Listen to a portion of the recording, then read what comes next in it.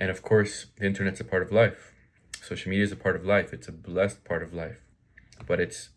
becomes a burden. It becomes a distortion, a field that keeps us separate from interfacing with life as itself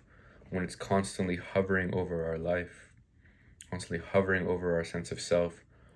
our sense of being present with the world in ways we can't even notice, we're not even conscious to. So if y'all are conscious enough, if there's someone conscious enough out there to be present here and there to what the fuck this might be doing to us on unconscious levels that we might not even be aware to, if there's an intuition that there might be deeper ways that this is actually distracting from and distorting the potential we have to actually create the new earth, to actually experience life purely what it is and let the life force of life really create through us. This is your invitation to really know that there is a world outside of the bubble of the internet that is much more real, and that the internet, social media, tries to replicate. It's a phantom projection. It's a projection, holographic projection of the idea within a screen box of this real world. And therefore, the real world in itself is so much better. And there's many ways that social media connects us to the real world, is part of the real world, is part of that living network, and is a beautiful sanctuary for people whose lives are not thriving, not connected to a sense of meaningful access and sense of connectedness. So, but with all that being said, for those who are feeling fed up with feeling like just seeing life within this one matrix, within this one way of being, and wanting to explore the timeline for what it's like to be outside of that in this way that I believe, will be in the future. I believe we will evolve from the social media into something different, some different expression of it. But there will be, as we mature, as we evolve spiritually as a species to find more depth, presence within ourselves and connection with each other, there will be a breaking away from social media into living life fully outside of it and bringing true medicine to this world and to our own lives and to this earth in a way that is more tangible,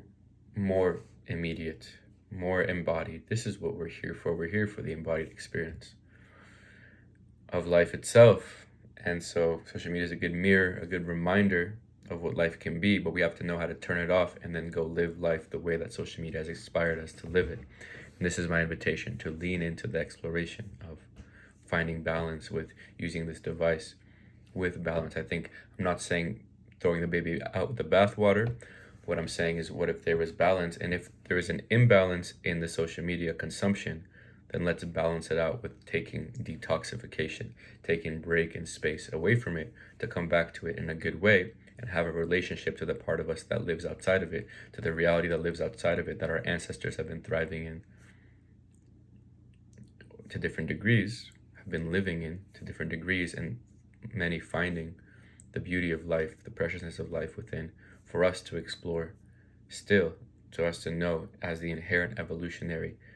intelligence of life itself awakening within us, when we can break out from that and come back to the sacred fire of our own hearts, of our communities,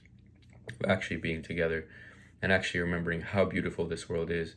when we're not looking at what others are doing, but we're creating it for ourselves, living it for ourselves, and then bringing medicine from there to share with the world in a way that is balanced, creative, and healed from this consumptive, addictive codependency that has become normalized, that has become an unconscious symptom at the root of so much of modern dis-ease and disassociation from our true selves, that we don't even realize it, that we can rationalize all the way that it's helping us, when really it's making our lives more and more dysfunctional, but just enough on the surface seeming candid and normalized that we don't even notice the harm that it's creating in the potential of how our life could really be if we were actually true to our higher self's aspirations, dreams, potentials, and desires for how we would really live and make the most of this life. Would it be spending all day social media? Did you come here as a soul to spend all day on Facebook and Instagram? Or did you come here to be be a sincere student of life herself, of the intimacy of the embodied life reality, being like real with